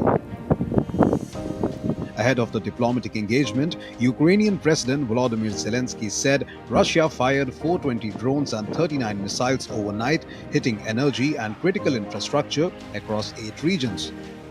In Geneva, the Ukrainian delegation was headed by National Security and Defense Council Secretary Rustem Umerov, while the US delegation included the Special Envoy Steve Witkoff and President Donald Trump's son-in-law Jared Kushner. Umerov said the two sides worked in detail on a document concerning Ukraine's reconstruction, which Kyiv estimates will cost nearly $800 billion. On the same day, Russian President Vladimir Putin's special envoy Kirill Dmitriev held talks with US officials in Geneva. Dmitriev declined to comment on the outcome of those discussions. President Zelensky said there was more readiness for the next trilateral format and indicated that the next meeting would most likely take place in Abu Dhabi in early March. Today, I spoke several times with Rustem Umerov, David Arakhamia, and American president's representatives, Stephen Witkoff and Jared Kushner, as they were wrapping up their meetings. There is more readiness for the next trilateral meeting. Most likely, the next meeting will be in Emirates, in Abu Dhabi. However, Moscow signaled no immediate breakthrough and remains focused on achieving its objectives. Previous US-led negotiations in Geneva and Abu Dhabi have failed to produce a compromise, especially over territorial issues in the Donbass.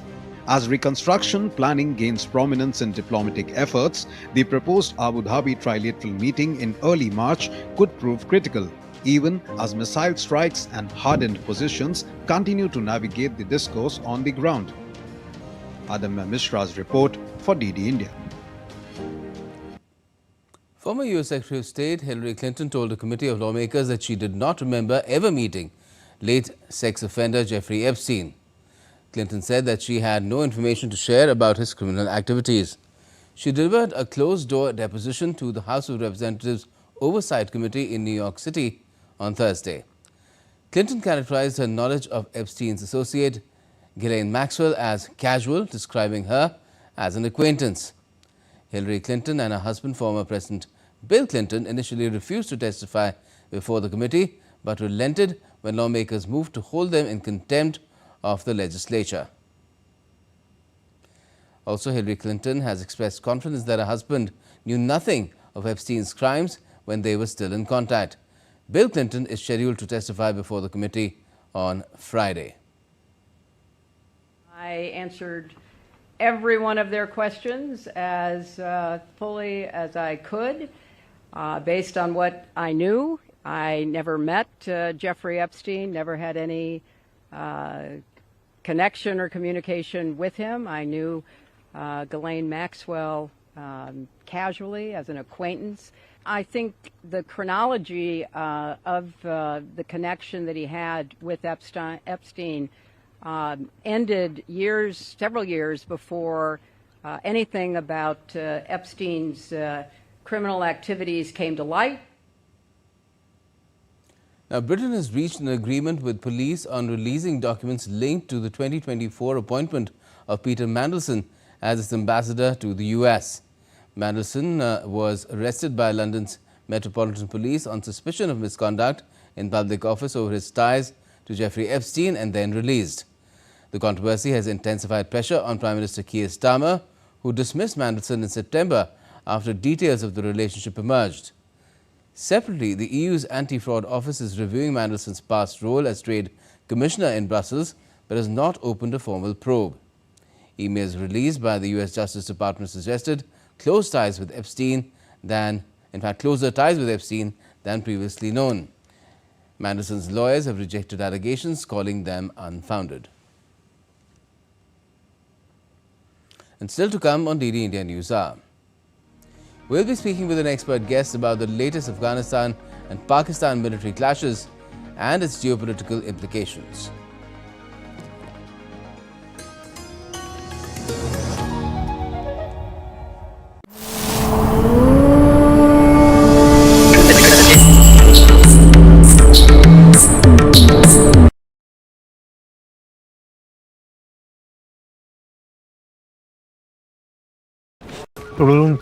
Video call.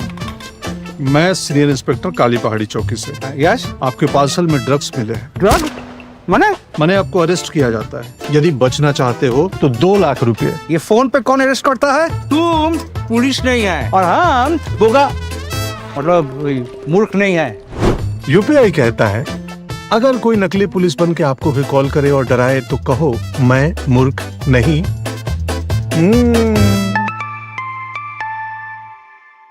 जाइए, आप भी किसी का test लीजिए।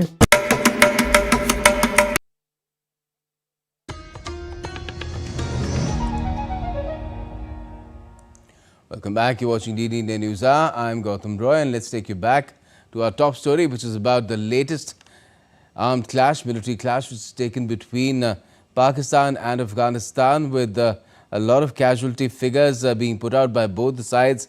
Of course, they can't really be verified by independent means at the moment because each side has claimed heavy casualties being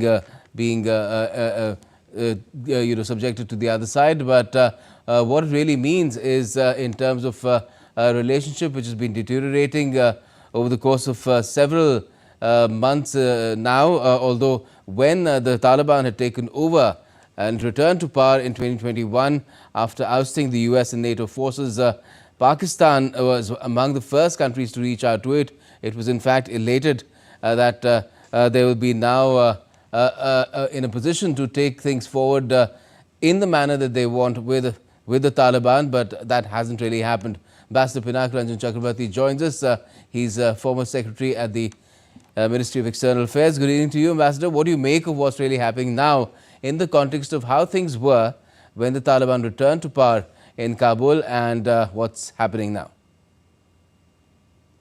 I think Pakistan took Taliban for granted, saying that we are the ones who actually raised you, nurtured you during the days when the Soviet Union was in Afghanistan, and there was a Soviet Union, pro-Soviet Union government.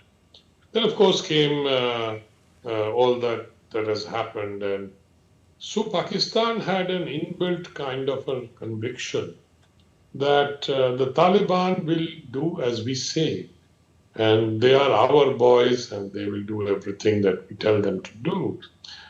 I think they underestimated the independence of the Taliban. Well, I would say the Taliban, but the independence and the independent streak of the Afghan people, who do not enjoy a very close relationship with Pakistan because of various historical factors. Pakistan also forgot, I think, the lesson of history, which tells us that Afghanistan is the graveyard of empires since the days of the British Empire.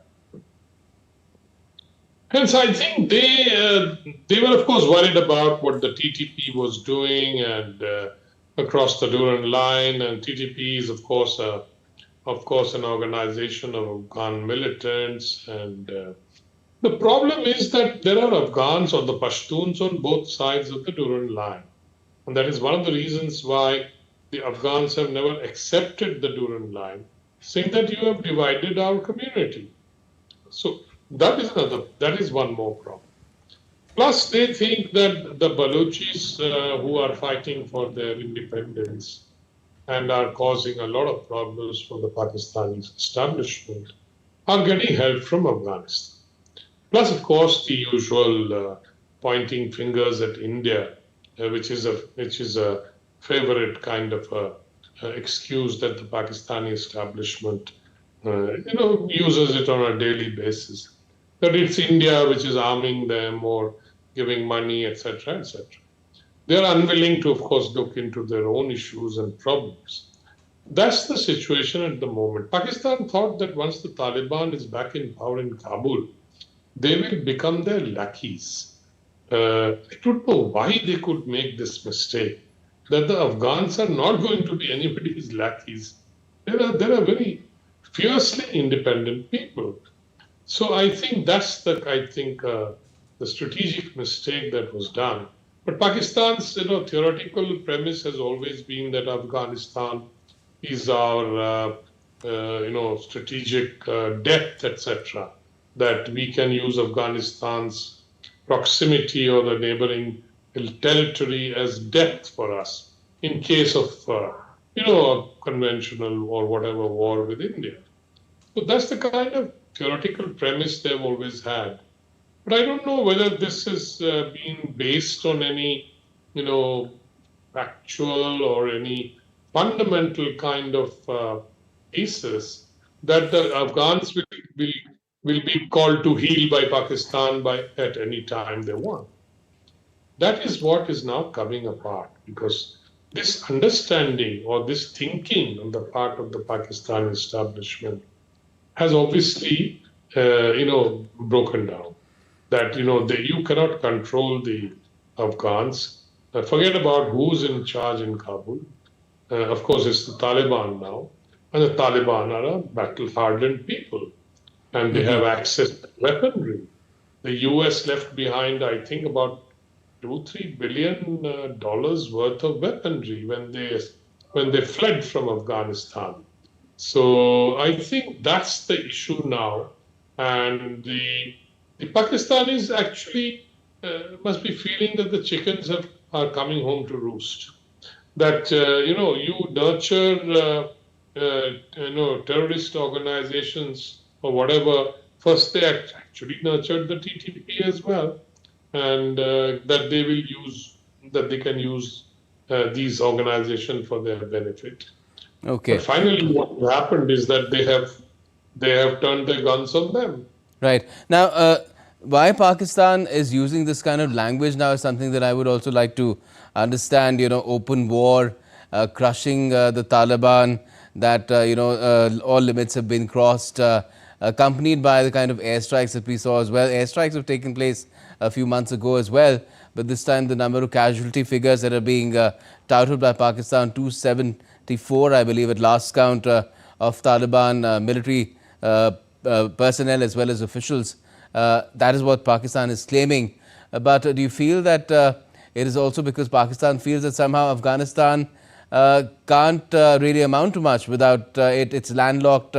There's another heavily sanctioned country to its west. So everything that the Afghans will get will have to go through Pakistan. Of course, there are the geographical issues, landlocked country, plus the fact that Pakistan certainly has kind of a greater military power in the sense of, for example, air power. I don't think the Taliban have too much of that. But they don't have a functional air force. Sorry? They don't have a functional air force. Exactly. That's what I'm trying to say, that the air power is overwhelmingly in favor of Pakistan. But, air power cannot hold territory. It cannot eliminate everybody on the ground. And the Taliban is a battle-hardened, as I say, people who have fought for so many years on the ground. And they actually are experts in asymmetrical warfare, and which is what the Baluchis are doing in Balochistan. And so they will continue like this. They will not, of course, overwhelm Pakistan. That's not a possibility. But they will continue to harass. They will attack the posts. And Pakistan, not knowing how to solve it, will use its air force to attack. That will further aggravate the problem. So they will get into a cycle of this violence and counter-violence, which has already happened. And I think this is the problem for them. But I don't know how they were going to solve it, because if Pakistan probably feels that we are the superior military power and we will subdue the Afghans, then I'm afraid they've forgotten the history and they're not taken any lessons from it. There's a theory about the Bagram Air Base as well, because of what Donald Trump said last year in September, that we shouldn't have given it to the Taliban and we should get it back. And he even threatened that bad things will happen if it's not given back to America.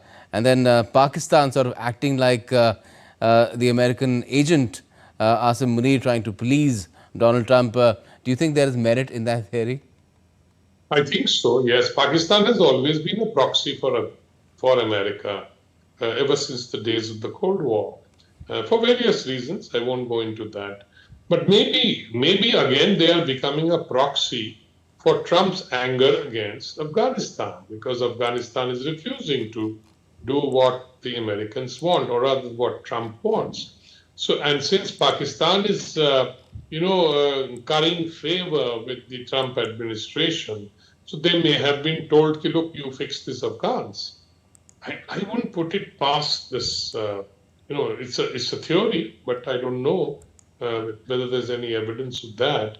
But it seems logical that Pakistan, which has always been a proxy for the Americans and the Chinese, may have again become a proxy for them in vis-a-vis Afghanistan. So the Americans are in any case angry with the Taliban because they had to run with the tail between their legs from Kabul. So now they must be saying that this is our chance to sort of fix the Taliban or make life uncomfortable for them. It's a theory that could well be true. Mm-hmm. And this escalation of tensions between Afghanistan and Pakistan has had Iran offering to mediate. Countries like Saudi Arabia, Russia, China, Turkey have also said that tension should be brought down. So clearly it has an impact beyond the borders of these two nations. Now, how concerning is the situation for the region and the stakeholders in it, including India? Well, I think the defense, the kind of agreement that Pakistan signed with Saudi Arabia, this kind of an overall defense deal that any attack on Pakistan or Saudi Arabia will be construed as an attack on both countries or something like that. And the Turkey, of course, is interested in all issues involving Muslim countries because it wants to become the leader of the Muslim world. Some people have accused Erdogan of being having visions of becoming the next caliph. So anyway, those are some of the things that. So I think when Afghanistan and Pakistan get into this conflict, so there is obviously this. Pakistan will try to get in other players so that they can deal with it or they can get help, because Pakistan is in an economic mess, and wars are not cheap. I mean, you can carry on fighting for a few days, but after some time it starts affecting your budget.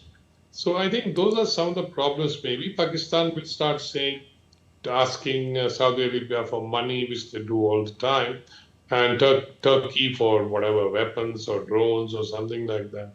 So I think that's the kind of a thing that's happening. And of course, there is always this usual hype about, two Muslim countries fighting. So the other Muslim countries, the major powers, among them at least, get into the act saying that we have to prevent this, which is all very good. I mean, if you can persuade both countries to stop fighting and get into a dialogue and have a peace, whatever kind of a peace ceasefire or whatever, it's fine, because ultimately the military conflicts usually affect the people, the common people. They are the ones who suffer, and there have been casualties on both sides. So I think that's the scenario at the moment. All right, and the fact that Pakistan is a nuclear power also doesn't really help. But let's see which way things go. We can hope that these calls for better judgment will have the desired impact. And the Taliban has said that it would prefer dialogue, but if it's pushed, then it will push back. Thanks a lot for joining us for the moment, Ambassador Pinak Ranjan Chakrabarti. Thank you. Now, the Indian Navy has inducted its third indigenous dolphin hunter vessel, INS Anjadeep, in Chennai, boosting its anti-submarine warfare capabilities. We'll tell you more about it in just a bit.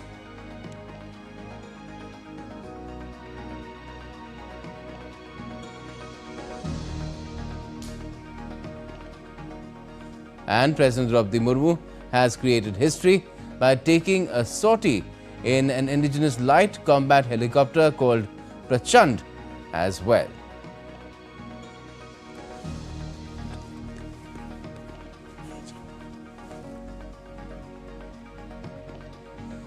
And Chelsea records the highest loss in English football history in the 2024-25 season.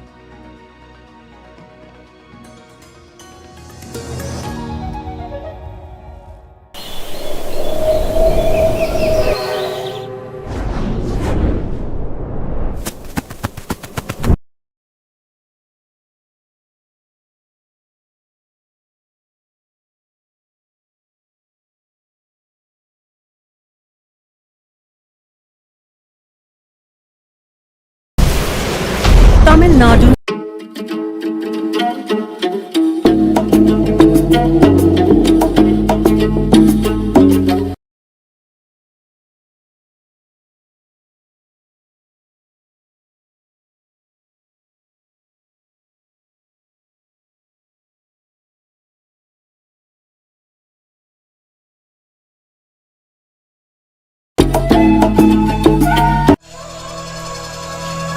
Open your mind to a whole new.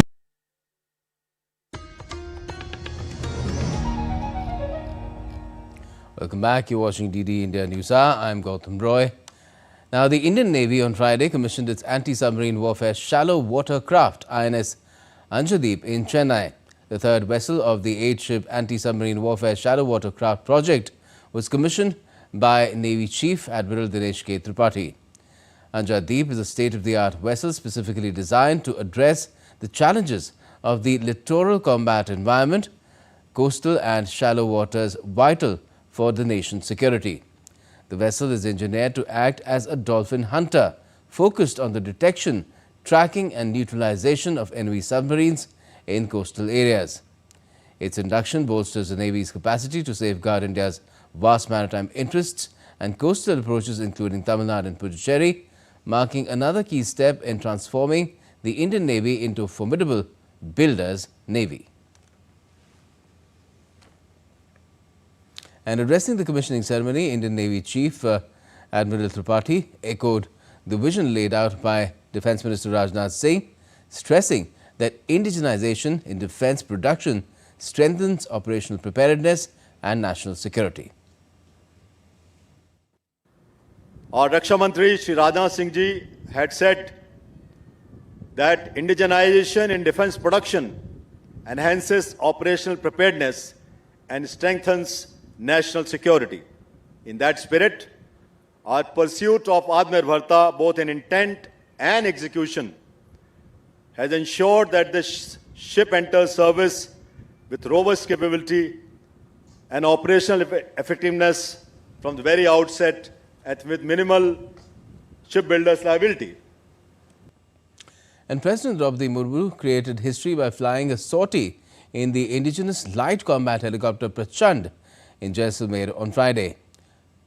The sortie preceded exercise Vayu Shakti at Pokhran later in the day. DD India's Vishal Biristo has this report. Dressed in uniform, the Supreme Commander of India, escorted by the Chief of the Indian Air Force, took sortie of the Prachand helicopter at the Jaisalmer Air Force Station. Escorting the Supreme Commander was Air Chief Marshal A.P. Singh, the Chief of the Indian Air Force. The highlight of the 25-minute sortie was the radio message of the President from the cockpit.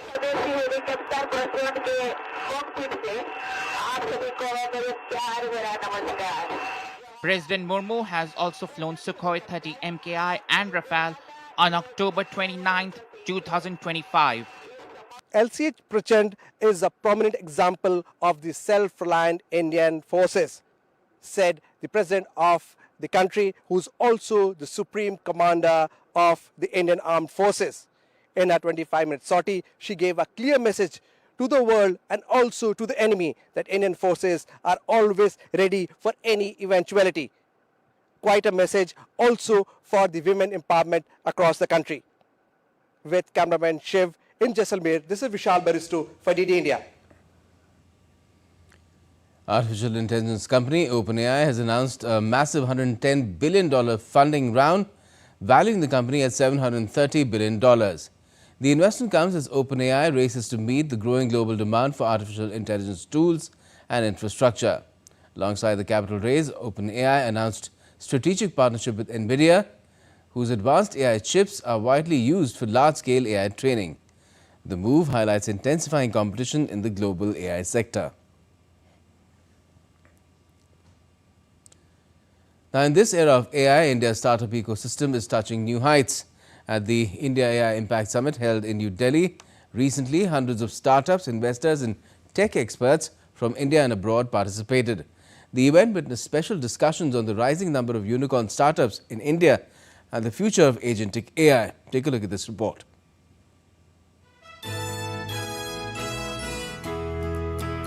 During the 5-day India AI Impact Summit, the participation of more than 300 exhibitors and over 30 countries established India as a global tech hub.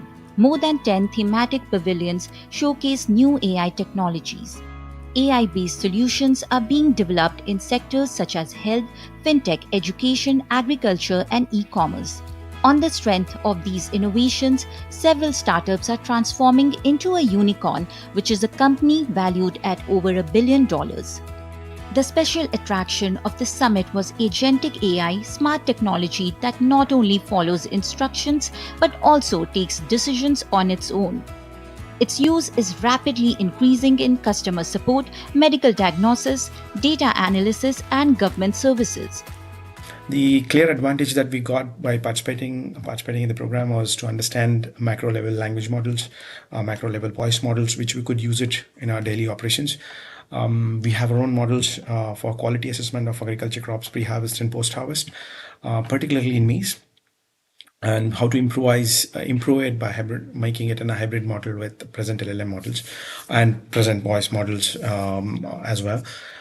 So apart from that, we got an opportunity to pick the directions in which the policymakers are going, and how we can strategically place our product in the market based on the interests of policymakers and the market's choices.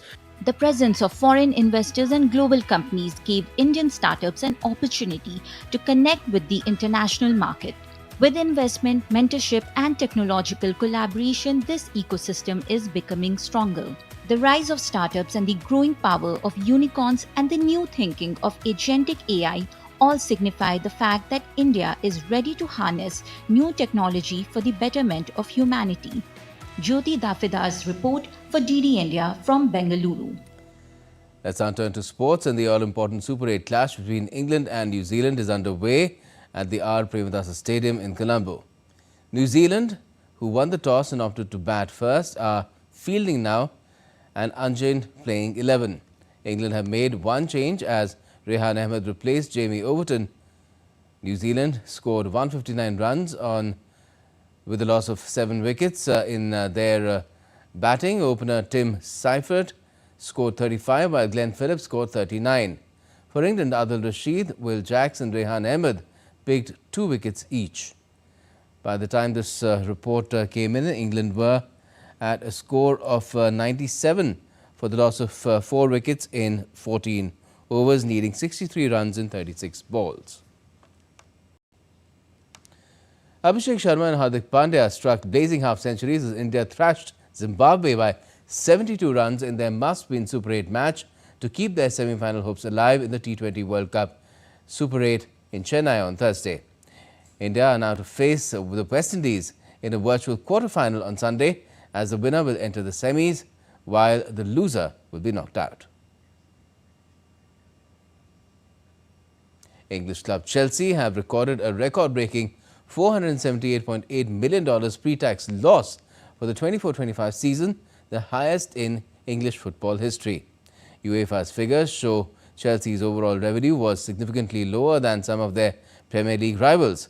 UEFA's data set places the result as the largest annual deficit by an English club and the second biggest in Europe. UEFA's data also suggests Chelsea's loss widened by roughly $350 million compared to 2023-24. Chelsea's wage bill was the sixth highest in Europe, while its squad is the costliest ever assembled. And that's all we have for this edition of DD India News Hour. But let us know your thoughts on the news of the day. And for those on the go, you can get all the latest news and updates on DD India's mobile app. It's available on both Android and iOS.